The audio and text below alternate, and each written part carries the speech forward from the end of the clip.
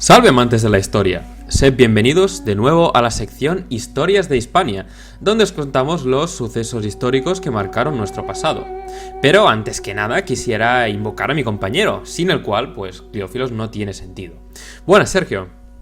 Saludos, Arnau. Por fin regresa a esta sección, que quiero decir que ya la echábamos de menos, ¿no? Se había quedado un poco estancada en el tiempo con tantas colaboraciones, pero de nuevo vuelve a la palestra. Pues sí, ante tal alud de colaboraciones, al final teníamos que descansar un poco, ¿no? Pero bueno, esto es motivo de más para no andarnos con rodeos. Hoy, como hablaremos de Roma, empecemos esto con buen pie. Broma que va ahí con calzador, nunca mejor dicho. Calzaos las cáligae y acompañadnos. Retomando el hilo del anterior programa, en el cual hablamos de las sociedades autóctonas, como recordaréis, pues hoy vamos a hablar de la conquista romana propiamente dicho, un largo y complejo proceso, como ya sabréis todos. Ya os avisamos que este programa, o este episodio en este caso, va a ser largo, porque lo que vamos a contar bien se lo merece. Os recomendamos que si no habéis visto o no habéis escuchado los episodios anteriores, les echéis un ojo o, bueno, pongáis atención. En el caso de YouTube, os informamos, os recordamos que hemos creado una lista de reproducción específica para esta sección, así lo tendréis más fácil para hacer el seguimiento, igual que con las otras, no es una excepción tampoco, pero así lo tenéis todo más a mano. Daremos por explicadas cosas que ya contamos, por lo que un poco de contexto pues nunca viene mal para seguir el hilo, para no perder el hilo del que vamos a relatar hoy. Antes de empezar a explicar el proceso en sí, queremos hacer unas aclaraciones previas. Lo más importante, y es algo que ya hemos comentado anteriormente, es que la península ibérica no es una unidad histórica o cultural. Su conquista y las formas de control ensayadas por Roma evolucionaron y no son influidas por un supuesto carácter hispano, de ahí viene un poquito el título de la sección. En este proceso de expansión y asentamiento de los romanos intervinieron tres actores principales. Tenemos, por una parte, las poblaciones autóctonas, de las cuales ya hablamos en el episodio anterior, nunca es suficiente spam. Estas sociedades vivían situaciones culturales y políticas, incluso económicas, muy diversas y cuyas reacciones a la conquista variaron de un pueblo al otro. Las sociedades coloniales son el segundo actor, fragmentadas políticamente y sin capacidad de resistencia militar, que estaban estrechamente vinculadas a la evolución socioeconómica y cultural del Mediterráneo porque eminentemente se dedicaban al comercio, por lo que pudieron integrarse fácilmente a la hegemonía romana. Y finalmente, ya lo hemos mencionado, el último actor es la República Romana, que aparte de su poder militar no estaba preparada para el establecimiento de un imperio colonial burocratizado. Esto se debe a que aún tenía las estructuras políticas de una ciudad-estado, por lo que el sistema debía adaptarse a las realidades de la expansión imperial. El otro problema principal era la inestabilidad de los equilibrios políticos del Senado, que los más fans de Roma ya conoceréis de sobras, que dificultaban el establecimiento de una política expansiva firme y, lo más importante, con una cohesión en el tiempo, que se extienda en el tiempo, algo que ya os avanzamos que nunca existió. Bueno, con todo esto, esta información previa que queríamos aclarar, pues nos plantamos al final de la Primera Guerra Púnica, como recordaréis, un conflicto que duró entre los años 264 y 241 a.C. ¿Vale? Esto para que busquéis un punto de partida para todo este proceso de expansión o de entrada, ¿no? Podríamos decir, de Roma, de la República Romana en el territorio de Hispania, o en la Iberia de los cartagineses. Este conflicto convirtió a Roma en una potencia del Mediterráneo central, por lo que Cartago reorientó, podríamos decir, sus intereses en el norte de África y Occidente. Esto abrió una nueva etapa en las relaciones entre los pueblos peninsulares y las sociedades urbanas del Mediterráneo, porque cambió las formas, podríamos decir, de contacto con los indígenas y los intereses cartagineses. Ahora, las intenciones eran esencialmente militares y los púnicos buscaban el control del territorio y de sus poblaciones, de forma que pudiesen generar una dependencia política y económica. Ya que, como veis, el modelo cartaginés en Iberia, en la futura Hispania, pues era puramente militar, porque los intereses también del momento así lo requerían, ¿no? Esto último, también el tema de la dependencia política y económica que os hemos hablado, era lo más esencial para la potencia norteafricana, ya que necesitaba recuperarse esas finanzas después de la derrota y de los tratados de paz que había firmado con Roma, ¿no? Con la República. Además, las dificultades que estaba teniendo para crear un espacio controlado política y económicamente en la zona del actual Túnez, los empujaba a buscar alternativas. Por estos motivos pusieron rápidamente sus ojos en Iberia, en Hispania, que reunía las condiciones óptimas. ¿Por qué? Os preguntaréis. Pues primero, porque tenía grandes recursos económicos y demográficos, cosa esencial, como ya hemos dicho, para recuperarse de esa derrota y de esa pérdida de control territorial. Existían también asentamientos previos de la cultura fenicia, de los cuales ya os hablamos también en el programa anterior, por lo que había una relativa influencia cultural cartaginesa, así que simplemente por la tradición de ser una antigua colonia fenicia, ¿no? Cartago. Además, no existían tampoco poderes políticos autóctonos fuertes del nivel de Roma o de los estados helenísticos que se pudieran unir y plantar cara a Cartago. O sea que, como veis, era el escenario ideal. Pues sí. Con relativa rapidez y gracias también, tenemos que decirlo, a la dinastía de los Bárcidas, Cartago estableció un área de influencia en las zonas del estrecho y litoral de Andalucía, el valle del Guadalquivir hasta Cástulo y el sureste peninsular. Esta expansión, que algunos denominan el Imperio Bárcida, se basó en constantes campañas militares y el establecimiento de pactos con rehenes y alianzas matrimoniales centrados no en Cartago, sino en los mismos Barca, al margen del estado cartaginés. Se intentó expandir la influencia púnica también a través de la fundación de nuevas ciudades o enclaves como Acraleuque, la actual Alicante, Élique, posiblemente Elche o Elche de la Sierra, o Cartagonova, que todos conocemos como Cartagena. Esto generó una alteración de los equilibrios políticos de las sociedades autóctonas, es decir, el mundo púnico, además de un aumento de las tensiones con Roma, lo que, no sin falta de ganas por parte de los latinos, llevó al estallido de la Segunda Guerra Púnica. Bueno, ya que entramos en la Segunda Guerra Púnica, haremos una breve mención, como sabéis, porque ya sois muy duchos vosotros en las fechas y en los conflictos, en la parte militar, pues esta Segunda Guerra Púnica se marcó dentro de una cronología que iba del 218 al 201 a.C. e implicó a todo el Mediterráneo occidental, pero como es muy conocido, pues nos centraremos en Hispania, ¿no? Como hemos dicho ya, esta región tenía una enorme importancia estratégica en tanto como base logística para Cartago, pero la fragmentación política de los pueblos autóctonos, pues hemos dicho que permitía la búsqueda de alianzas y concedía, podríamos afirmar, margen de acción a los poderes locales que podían cambiar de bando a conveniencia, que esto, era lo que acabaría sucediendo, ¿no? Porque era un juego peligroso, pero no por ello practicado, quiero decir que era una cosa que se hacía habitualmente, que lo hicieron en la península ibérica las tribus indígenas y que, como sabéis, posteriormente los númidas también lo harían en el norte de África, ¿no? A conveniencia y depende cómo fuera el resultado de la guerra, ¿no? Según los vientos de la guerra, pues cada uno se cambiaba de chaqueta, pues es una cosa que también en el mundo antiguo pues era bastante habitual, ¿no?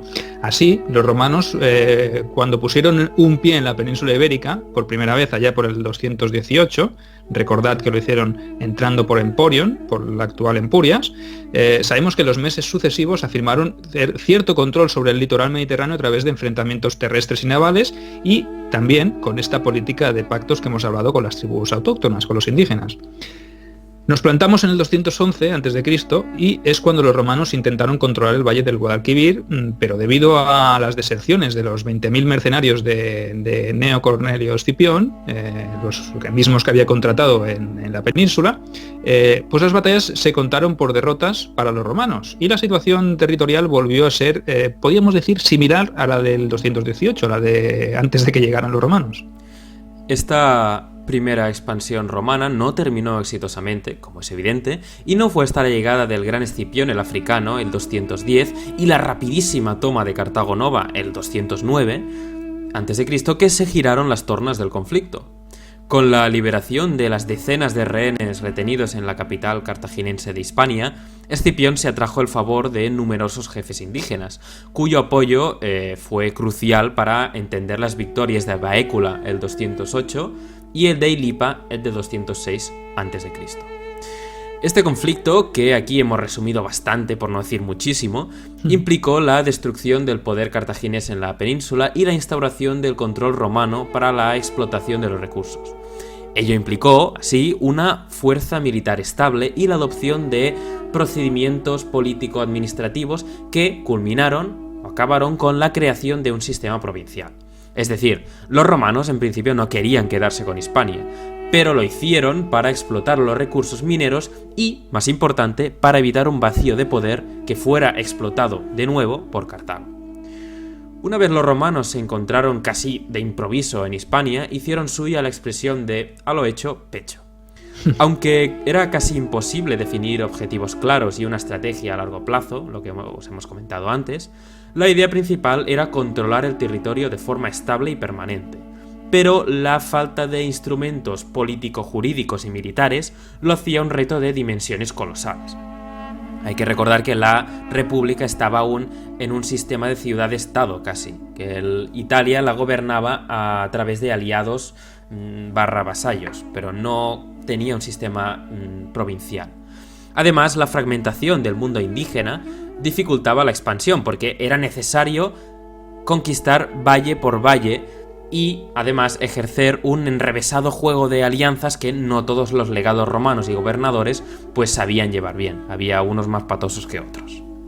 Esto es también una epidemia del mundo romano, ¿no? De la República, del Imperio. Siempre había gente que siempre os hemos dicho más inepta que otras, entonces pues eso, lo que avanzas lo acabas retrocediendo luego cuando aparece un personaje de este tipo, ¿no? Aunque no existiera una tradición de control burocrático, como ya ha dicho Arnau, de estos territorios podríamos llamarlos de ultramar, rápidamente se desarrollarían varios instrumentos para ello.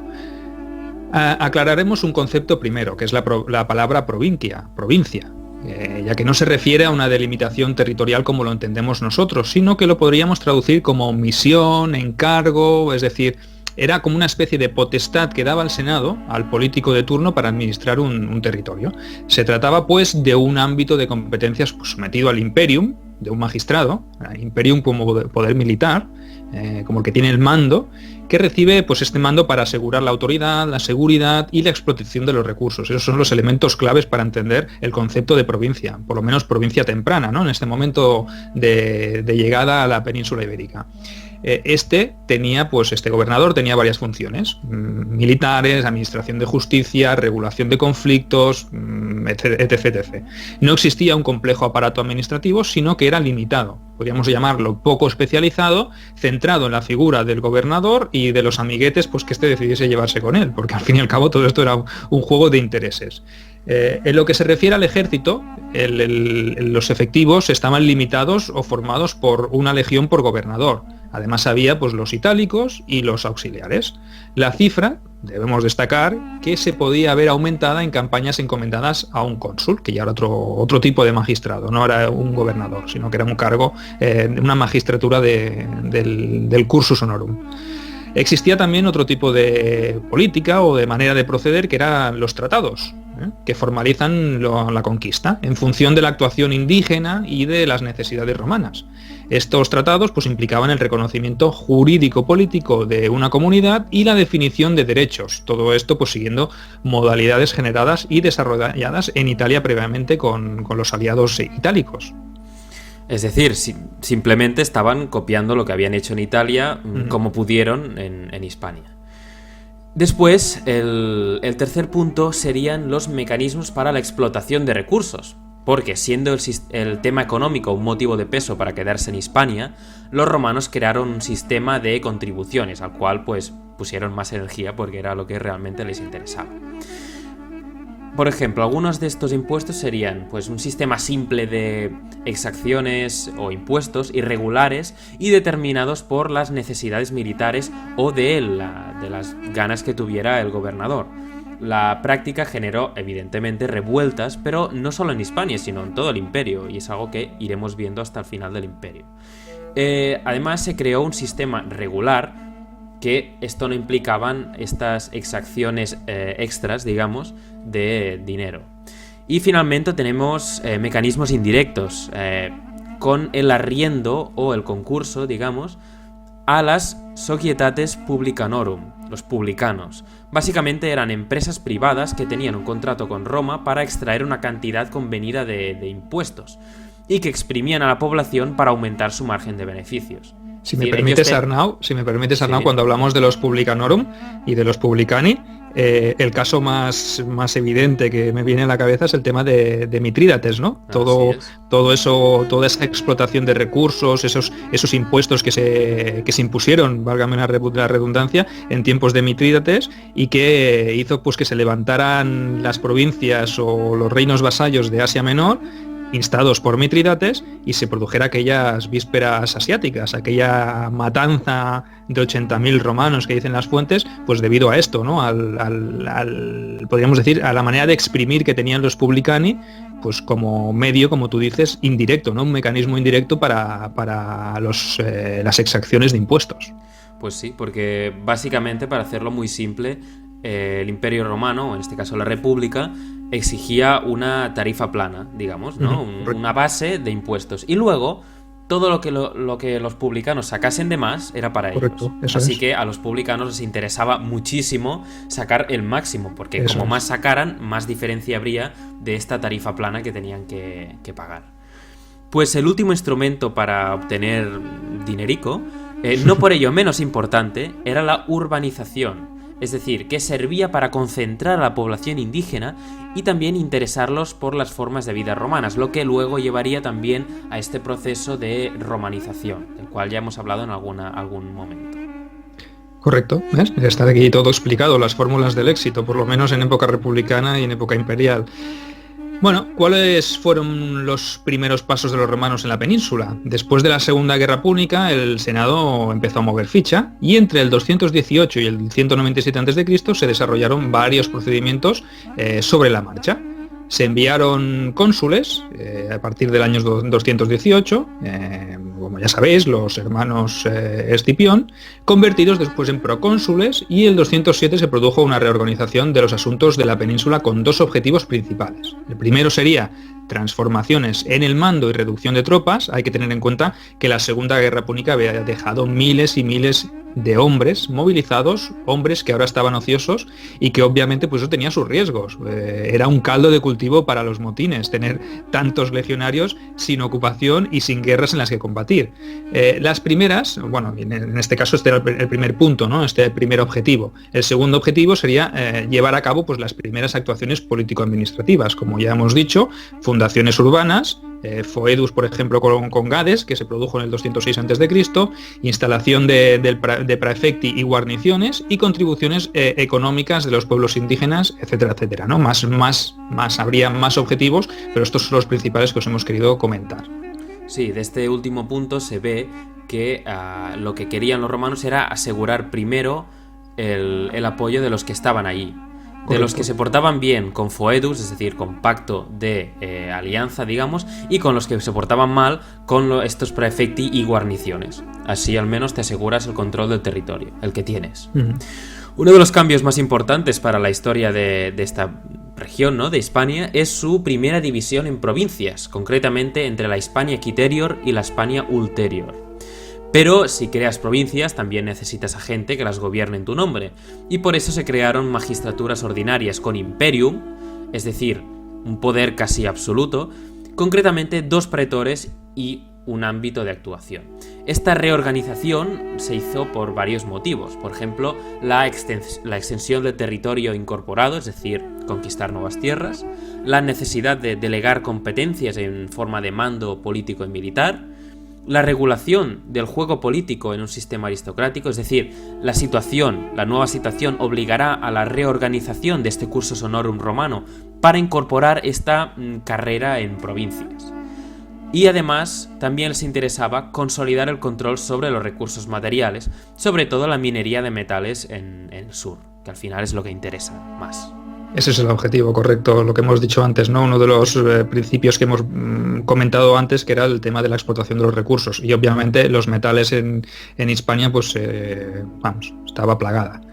A todo esto también los gobernadores no perdían el tiempo y se dedicaban tanto a conquistar nuevos territorios con sus casus belli de dudosa legalidad, como a establecer los nuevos pactos de amistad con los pueblos autóctonos, como el que os leeremos ahora, el caso del llamado Bronce de la Escuta, hallado en Alcalá de los Gazules, en Cádiz. Y dice así, decimos literal: Lucius Aemilius, hijo de Lucius, imperator, ha decretado que los esclavos de astenses que viven en la Torre La Escutana sean liberados y les ordena que tomen posesión y habiten el territorio y la ciudad que ocupan en este momento durante todo el tiempo que así lo desee el Senado y el pueblo romano.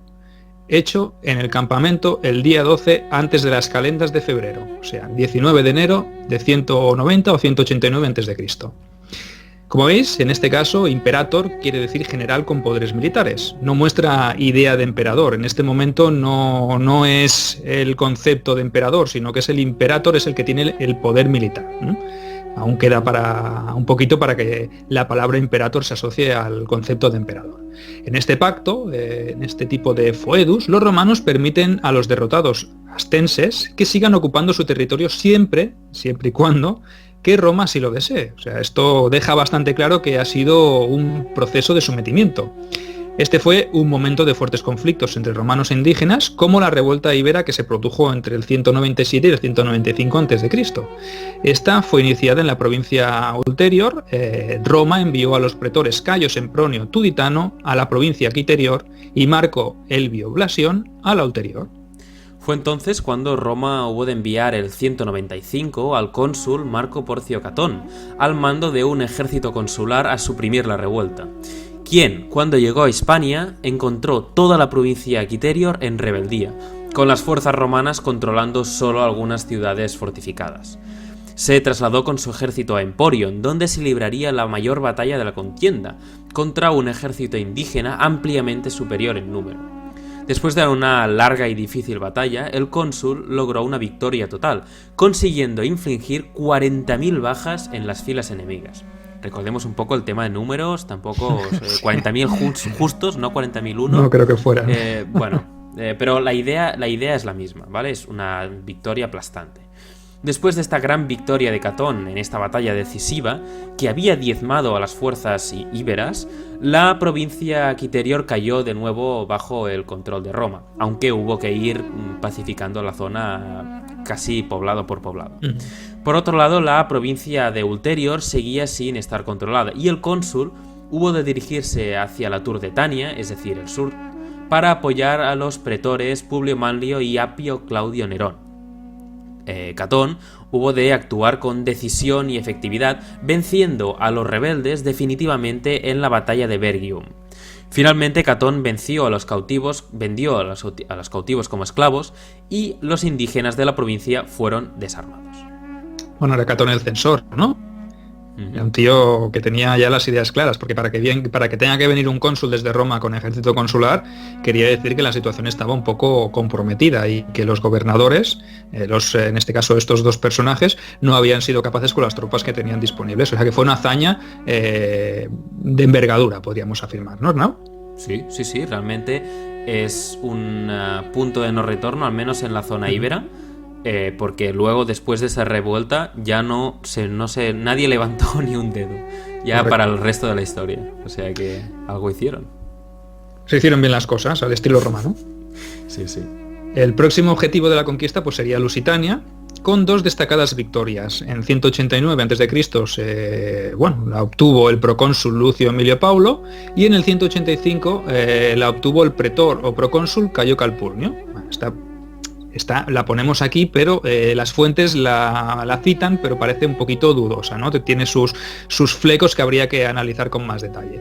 La cuestión es que la conquista de la zona central, de la región a la que se suele llamar Celtiberia, se acometió a partir del año 181 a.C. por Quinto Fulvio Flaco, quien venció a los celtíberos y sometió a algunos territorios. Pero la empresa fue obra principalmente de un personaje que seguramente que os suene, un tal Tiberio Sempronio Graco, y que tuvo lugar entre el año 179 y 178 a.C., y a él se le atribuye la conquista de muchas ciudades y aldeas, algunas mediante pactos y otras valiéndose de las rivalidades de los propios celtíberos con los vascones situados más al norte, con lo cual probablemente concertó las alianzas necesarias para facilitar la dominación romana de la región de Celtiberia.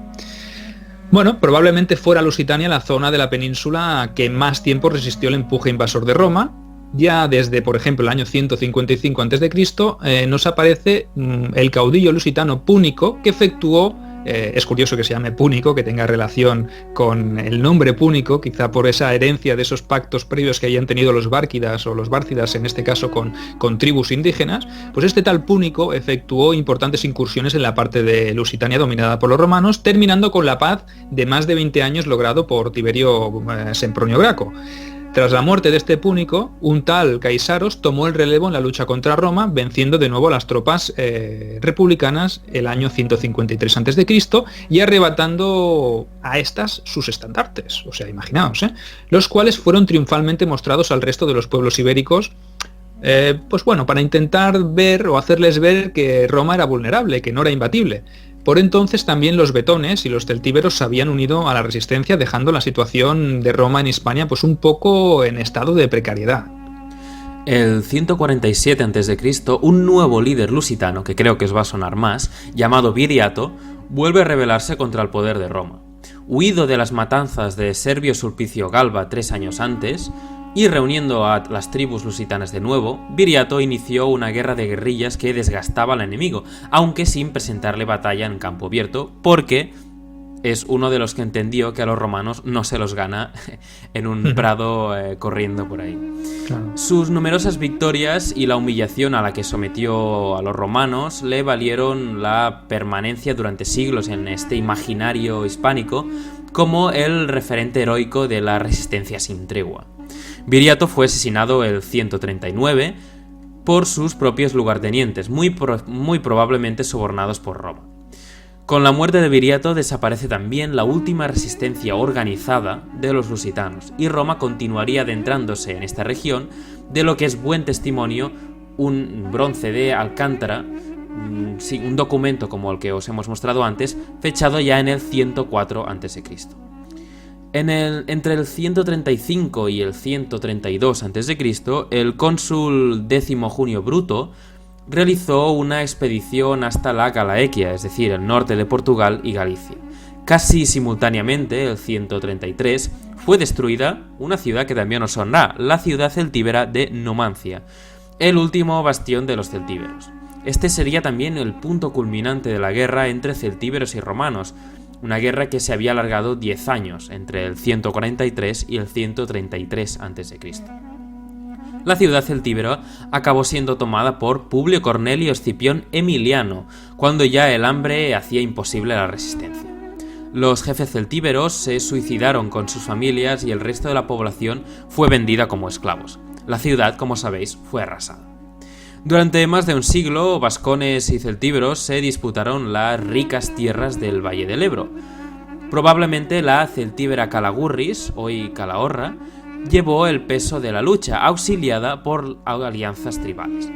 Cuando fue destruida Calagurris por los romanos el 72 a.C., fue repoblada con vascones, los grandes enemigos de los celtíberos, probablemente procedentes de la ciudad vascona del otro lado del río, destruida tiempo antes por los mismos celtíberos y además por vascones de otros lugares. Es decir, la región acabó poblada por sus más acérrimos enemigos. Vaya lío ahí de lealtades, ¿no? Ahí, como decíamos antes, esas rivalidades internas de las que se valió Roma. Esta destrucción del 72 a.C. De Calagurris, recordad que es en el ámbito del final de las guerras sertorianas.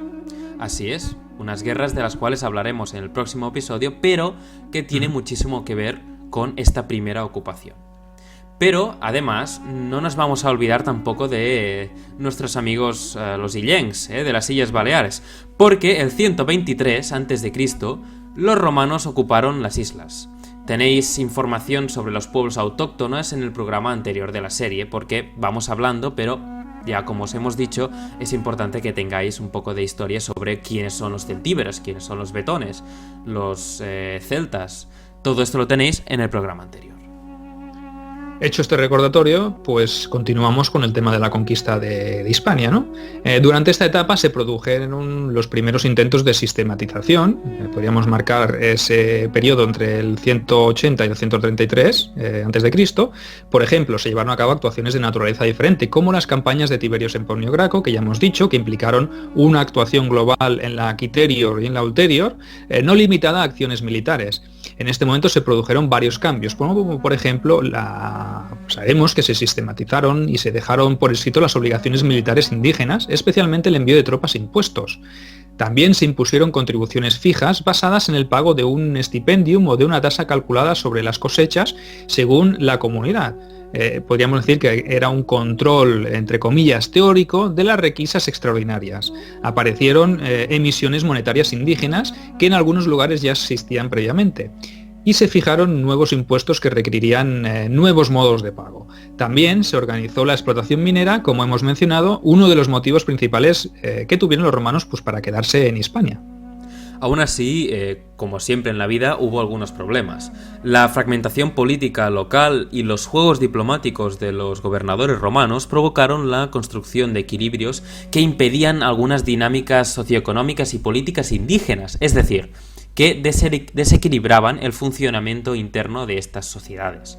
Además, el poder casi absoluto de estos gobernadores provocaba, como es evidente, muchos abusos que, a menos que fuesen flagrantes, no tenían una respuesta desde Roma. Estas acciones hacia el interior peninsular fueron generadas por un cambio global en la actuación de Roma, orientada ahora a soluciones político-militares directas. Este episodio ya lo dejaremos justamente antes de las guerras civiles, como os hemos contado, porque también si no nos llevaría una eternidad. Y de paso, también, pues, oye, os prometemos un episodio extra, ¿no? Que todo tiene su parte buena. Correcto. Bueno, el periodo entre el 133 y el 82 a.C., donde se producen varios cambios en la organización provincial, pues sabemos que se impone una administración directa en relación con la reconversión de las provinciae en espacio definido y sometido a administración regular. Esto es uno de los cambios más efectivos y más importantes que darán otra visión a todo el sistema de ordenación de la República. Esto va un poco en relación a los abusos de poder y a la redefinición de competencias de estos gobernadores que podríamos decir que campaban un poco a sus anchas y que no rendían tantas cuentas al Estado central como debieran, ¿no? Y esto quizá pues empujó a la estructura estatal a tener que hacer estas transformaciones, ¿no? Además sabemos que se envió una comisión senatorial el año 133 a.C., con comisiones, pese a que habría comisiones posteriores, con envío de delegados, etcétera, etcétera, que ratificarían las decisiones de los comandantes. La delimitación de lager público es importante y las redistribuciones de tierras, delimitación de fronteras y también las obligaciones fiscales. Habría también un control de las acciones de los gobernadores y de los cónsules. Ya hemos dicho que todo esto se tendría que limitar un poquito porque podríamos decir que la Hispania de este momento pues quedaba un poco alejada del modelo de control estatal y esto requerían pues ciertas transformaciones.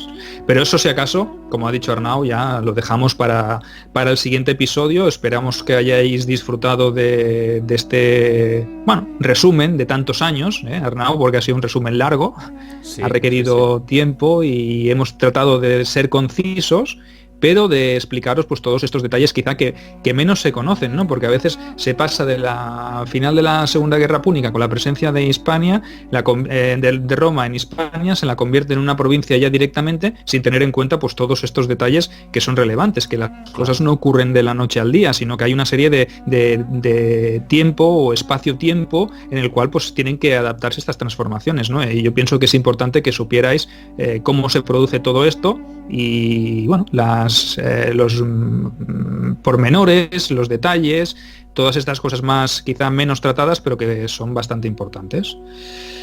Sin más, pues oye, vamos a hacer la chapa de siempre para despediros, ¿no? Os recordamos que nos podéis seguir a través de nuestros dos canales, de nuestro canal de YouTube o de nuestro canal de iVoox. Allí podéis o escuchar y vernos, tenéis las dos opciones. También sabed que podéis dejar comentarios en ambos sitios, también los podéis dejar en nuestra página de Facebook o en nuestro Twitter, o sea que tenéis canales de comunicación para dar y tomar.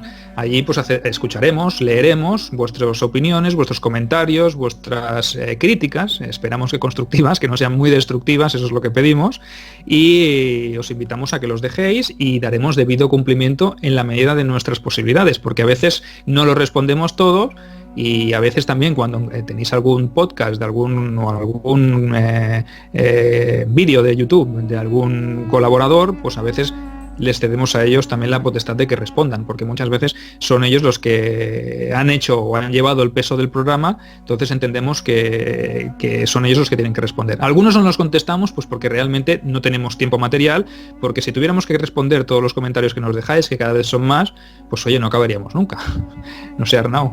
Pero lo intentamos, que conste en acta que lo intentamos y en general sí que se hace. Lo único que a veces se nos puede pasar, pero tampoco no hay más misterio. Y también nos apuntamos vuestras propuestas, obviamente. Lo que pasa que tenéis que entender que también tenemos unos guiones establecidos, una manera de trabajar y unos timings. Entonces prometemos que a medio o largo plazo pues intentaremos dar cumplido a estas peticiones que hacéis, que son muchas y que agradecemos pues que en momentos de bloqueo también nos vengan ideas nuevas y que tratemos temas que os gustan. Bueno, yo con esta chapa queda una chapa buena, hoy. O sea. No pasa nada, todo se tiene que decir. Esto para alargar un poco más el programa y que los fans de los programas largos, que ahora últimamente los tenemos acostumbrados a programas que ya pasan de la hora, oye, pues cuando escuchen uno que sea más corto, pues ya nos van a lanzar a los leones. Pero bueno, es igual, tiene que haber un poquito de todo. Esperamos que os haya gustado el programa de hoy.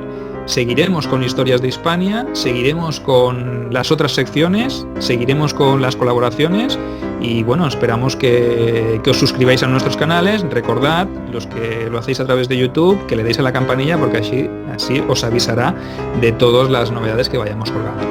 Sin más chapa que dar, nos escuchamos y nos vemos en la próxima entrega de Criófilos, un paseo por la historia.